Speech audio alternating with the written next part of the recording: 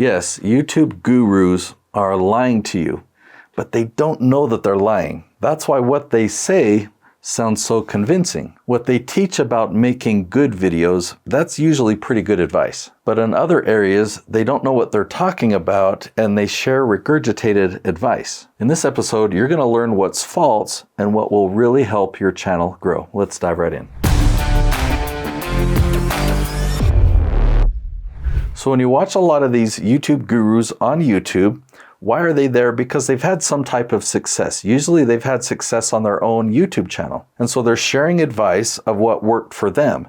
The challenge is that a lot of the advice you hear from one person to the next, it differs or it even contradicts. Part of this problem arises because there are two different paths on YouTube. And if you don't know that there's two different paths, see, these two paths don't intersect.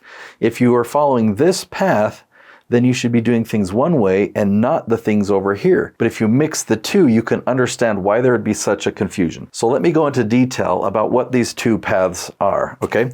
So I'm going to represent path one by Daryl Leave's book. He wrote the YouTube formula, and this is my book called The Hero's Guide to Influence on YouTube. So for simplicity, I'll call this Nate's strategy or my strategy, and I'll call this Daryl's strategy.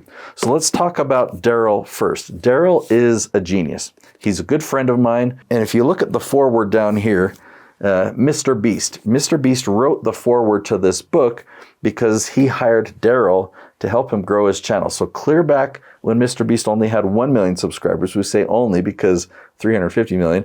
But he hired Daryl. Daryl moved out to North Carolina, I think that's where it is, and spent several months there revamping things, coaching him, helping him build a team so that he could scale and grow. Now, Daryl has been the coach for many, many channels. I produce 16. I think Daryl has provided coaching and consulting on a lot more than that. Very, very successful channels, okay? So this isn't a diss on Daryl's strategy. In fact, Daryl's strategy works extremely well. The focus on these two strategies is drastically different. The outcome, the goal that we have is drastically different. So the goal on Daryl's strategy is ad revenue. And second to that might be sponsorships and merch, okay? So to get ad revenue, you just need as many views as possible. So you're focusing on views and subscribers and following the audience wherever it takes you. He calls it the bucket strategy, whereas my strategy is the leaf strategy. Okay, the focus of the leaf strategy or my strategy, we focus on YouTube search traffic so that we can generate high quality leads for our business. In fact, it's pretty interesting. If you want to generate $10,000 of revenue, you need about 1 million views over here on average. That would be a CPM of about $10. So about 1 million views would generate you $10,000. But here you can do that with 100 views. Just 100 views can generate you $10,000. Okay, so if you're going to go all in on Daryl's strategy, then you don't want to follow my advice over here. Just listen to Daryl. And there's a lot of other people like Evan Carmichael or Sonny Lenarduzzi or Tim Schmoyer. There's Sean Cannell. Like those guys teach aspects of the YouTube formula from Daryl Leaves. Basically, I recommend just following Daryl, okay? And ignore what I teach in this book. Don't implement the leaf strategy because it's going to hurt your strategy. And in the same manner, if you go all in on the leaf strategy and instead of building your business on YouTube or turning YouTube into a business, you have a business and you're leveraging YouTube to generate leads for it, okay?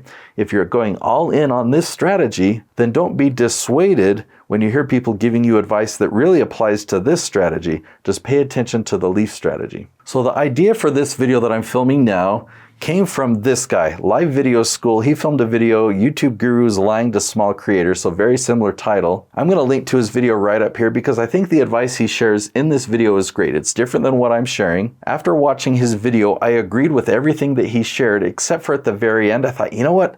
There's one more piece that's missing, a big important piece that I think people need to know. And I don't know him, this isn't a collaboration. I think he just did a good job with his video. So actually, here's what I'm gonna have you do. I want you to pause this video in just a moment. So I'm gonna have you pause this video and go and watch his and then come back and continue watching the rest of this. I'm going to comment on some of the things that he shares, and then I'll share with you that one piece that I think is missing from his video. So go ahead and pause right now.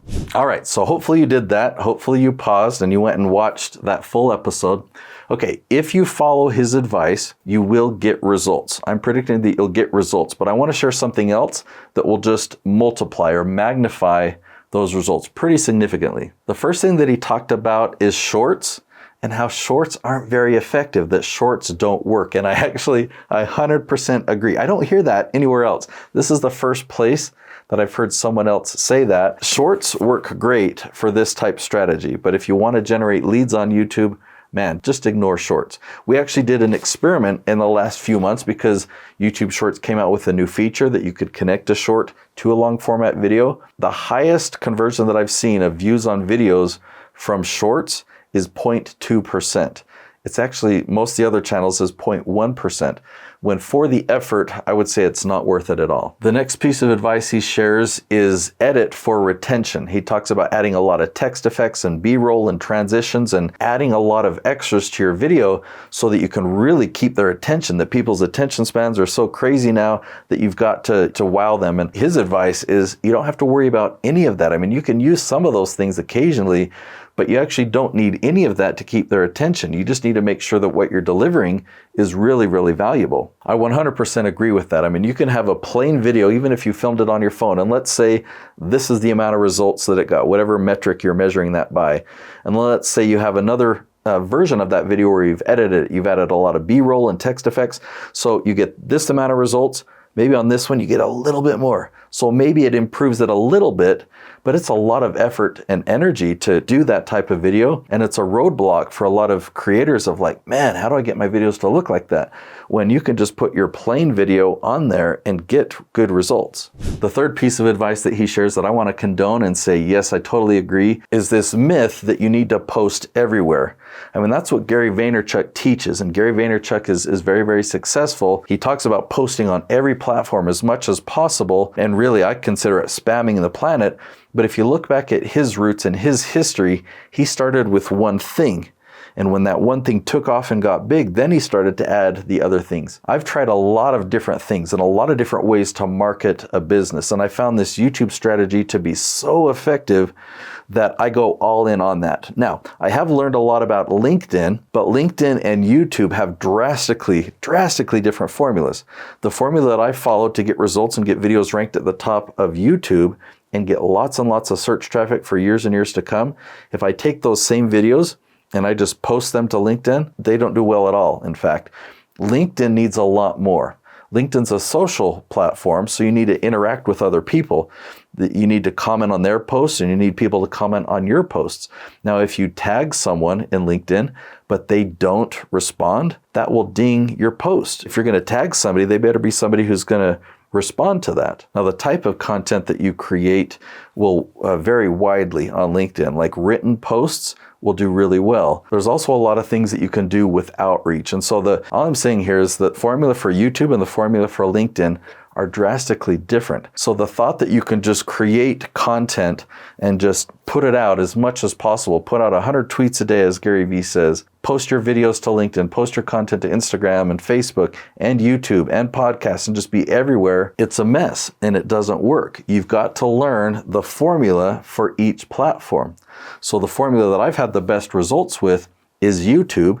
So that's why I focus on YouTube. Now, if my clients want to take that and repurpose it, if they know the formula for Instagram, then run with it, right? If you know the formula for Twitter or X, then run with it.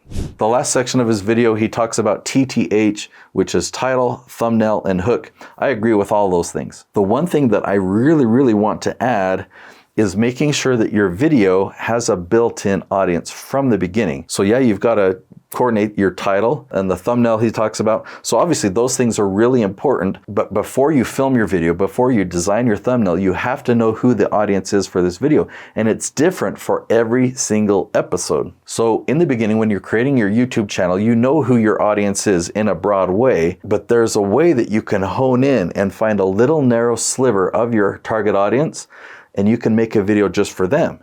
and this narrow sliver, and this narrow sliver. These are people who are not yet subscribed. They've never heard of you before, but you make a video for this specific audience over here, and then they find you and they subscribe to your channel. Same thing, another audience over here, you make a video for them, so it pulls them in, they subscribe, and they also join your email list. So that's the missing ingredient, and when you compare these two strategies together, that's the main thing that I talk about in this book is my leaf strategy. If you'd like to know the leaf strategy more in depth, I've created another episode right here. It's called the YouTube SEO Secret Strategy. I highly recommend you go watch that video now.